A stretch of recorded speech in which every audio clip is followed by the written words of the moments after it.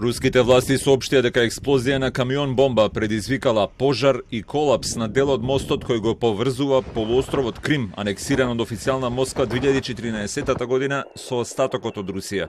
3 лица загинале во силната експлозија, од која биле запалени и 7 вагони со кои се превезувала нафта.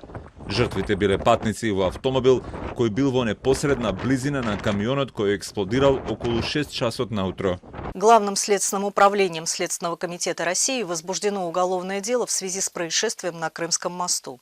По предварительной информации, сегодня утром на автомобильной части Крымского моста со стороны Таманского полуострова произошел подрыв грузового автомобиля, повлекший за собой возгорание 7 топливных цистерн железнодорожного состава, следовавшего в направлении Крымского полуострова.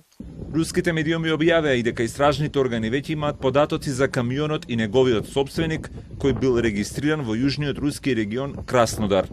Мостот долг 19 километри преку теснецот Керч, кој ги поврзува Црното и Азовското море, е најдолгиот во Европа и представува витална логистичка инвестиција за Крим.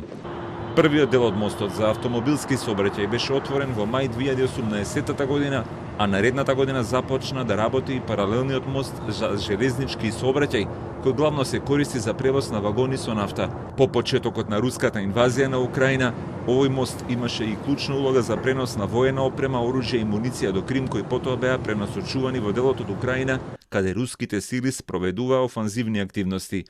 Иако засега Украина официјално не потврди дека експлозијата е дело на нивните сили, во објавата на социјалните медиуми на Украинското министерство за одбрана на Твитер, уривањето на делот од мостот се поврзува со уништувањето на командниот брод на руската црноморска флота Москва.